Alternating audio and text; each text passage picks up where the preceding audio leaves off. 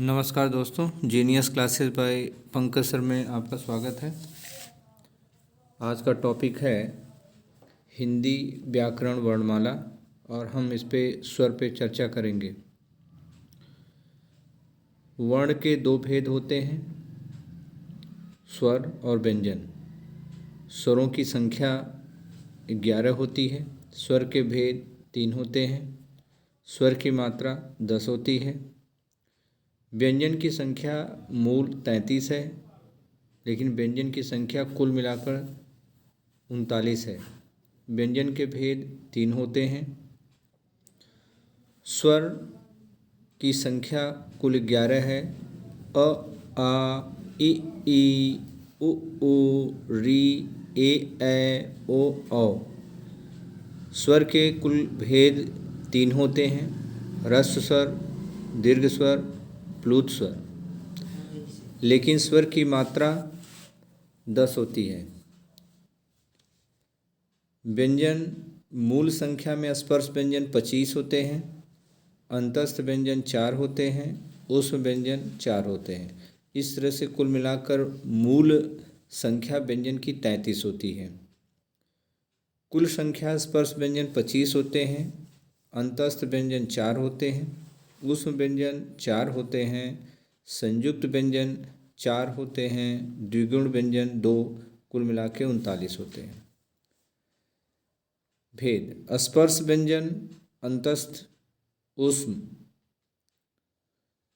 स्वर: स्वर की उत्पत्ति के आधार पर, कालमान मात्रा के आधार पर, उच्चारण के आधार पर, जीव प्रयोग के आधार पर, ओष्ठ प्रयोग के आधार पर और मुख वीवर के आधार पर हम अध्ययन करेंगे।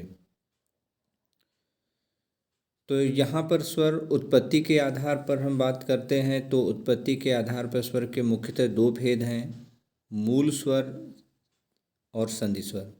मूल स्वर संख्या में 4 होते हैं, संधि स्वर 7 होते हैं।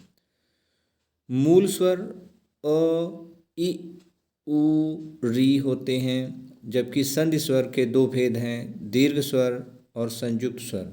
दीर्घ स्वर जो एक जैसे स्वरों से लघु स्वरों से मिलकर बनते हैं उसे दीर्घ स्वर, इनकी संख्या 3 होती है। संयुक्त स्वर 4 होते हैं। तो दीर्घ स्वर अ प्लस अ मिलके आ, ई प्लस ई मिलके ई, उ मिलके बड़ा ऊ हो जाएगा।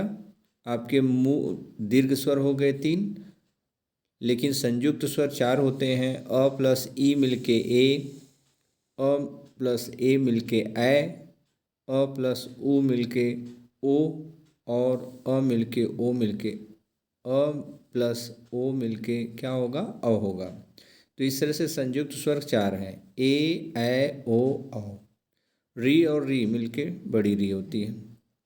दीर्घ स्वर आ, ई, उ और संयुक्त स्वर ए, ऐ, ओ, औ। इस तरह से मुख्य उत्पत्ति के आधार पर स्वर के मुख्यतः 2 भेद, मूल स्वर और संधि स्वर। कालमान मात्रा के आधार पर, कालमान मात्रा के आधार पर स्वर के 3 भेद हैं, ह्रस्व स्वर, दीर्घ स्वर, प्लुत स्वर। ह्रस्व स्वर कम समय लगता है, दीर्घ स्वर में ह्रस्व स्वर का दुगुना लगता है, प्लुत स्वर में ह्रस्व स्वर का 3 गुना लगता है। ह्रस्व स्वर अ, ई, उ, री और दीर्घ स्वर आ, ई, उ, ए, ऐ, ओ, औ और प्लुत स्वर जो हिंदी 3 की तरह ओम लिखा जाता है, जो कि ह्रस्व स्वर का 3 गुना टाइम को दर्शाता है। उच्चारण के आधार पर स्वर निम्नलिखित स्थानों से बोले जाते हैं। कंठ: जब हम कंठ से बोलते हैं तो जीभ स्थिर रहती है। तालु से जब बोलते हैं तो ऊपर जीभ तालु को स्पर्श करती है। मूर्धा: जीभ पीछे की ओर मुड़ जाए और प्लस जीभ में एक प्रकार की कंपनता हो, मूर्धा का स्थान होता है। दंत: जीभ दांत को स्पर्श करे तब दंत से। ओष्ठ: जिन वर्णों के उच्चारण में ओष्ठ की भूमिका हो। कंठ तालु दोनों कंठ और तालु की भूमिका हो और कंठोष्ठ में कंठ और ओष्ठ से। तो कंठ से जो स्वर बोला जाता है अ, आ, तालु से जो बोला जाता है छोटी ई और बड़ी ई। मूर्धा का स्थान री होता है। दंत से कोई भी स्वर दंत से नहीं बोला जाता। ओष्ठ से ऊ और बड़ा ऊ। कंठ और तालु से अ प्लस ई मिलके ए, अ प्लस ए मिलके ए का जो उच्चारण स्थान है कंठ और तालु है, जबकि ओ और अ का उच्चारण स्थान कंठ और ओष्ठ कंठोष्ठ होता है, क्योंकि अ प्लस ऊ मिलके ओ, अ प्लस ओ मिलके अ होता है। इस बात को ध्यान रखने की आवश्यकता है कि स्वर का उच्चारण स्थान कुल 6 स्थानों से होता है। कोई भी स्वर का उच्चारण दंत से नहीं होता है। अब बात करते हैं जी प्रयोग के आधार पे। तो जी प्रयोग के आधार पर 3 प्रकार के स्वर होते हैं: अग्रस्वर, मध्यस्वर और पश्चस्वर। अग्रस्वर में छोटी बड़ी ए आता है। मध्यस्वर में अकेले अ आता है। पश्चस्वर में ऊ, बड़ा ऊ, ओ, आ पश्चस्वर में आते हैं।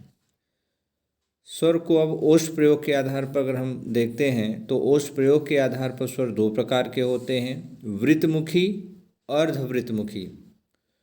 तो वृत्तमुखी में ऊ, ओ, ऊ, औ आता है और अर्धवृत्तमुखी में छोटी बड़ी ए और ऐ, क्योंकि ए में अ प्लस ई मिलकर ए होता है और अ प्लस ए मिलके ऐ होता है, इसलिए अर्धवृत्तमुखी में ई, ऐ आएंगे। वृत्तमुखी को एक दूसरे नाम से वर्तुल के नाम से भी जानते हैं। अर्धवृत्तमुखी को अर्धवर्तुल के नाम से जानते हैं। मुख्य विवर के आधार पर स्वर का वर्गीकरण समृद्ध स्वर, अर्धसमृद्ध स्वर, विवृत स्वर, अर्धविवृत स्वर होते हैं। समृद्ध स्वर छोटी बड़ी, छोटा ऊ, बड़ा ऊ, ये समृद्ध स्वर है, क्योंकि उसको मुंह बंद करके भी हम बोल सकते हैं और इनकी संख्या 4 होती है। अर्धसमृद्ध में मुख आधा खुला रहता है, ए, ओ, इनकी संख्या 2 होती है। विवृत स्वर आ, इस कुल मिला के 2 होते हैं। अर्धविवृत स्वर ऐ, औ, अ, इनकी भी संख्या 4 होती है। इस तरह से हमने देखा कि जो स्वर हैं, हम स्वर का वर्गीकरण कुल 6 प्रकार से कर सकते हैं। पहला है आपका उत्पत्ति के आधार पर, दूसरा है कालमान मात्रा के आधार पर, तीसरा है उच्चारण के आधार पर, चौथा है जी प्रयोग के आधार पर, पांचवा है ओष्ठ प्रयोग के आधार पर और छठा मुख विवर के आधार पर। Thank you.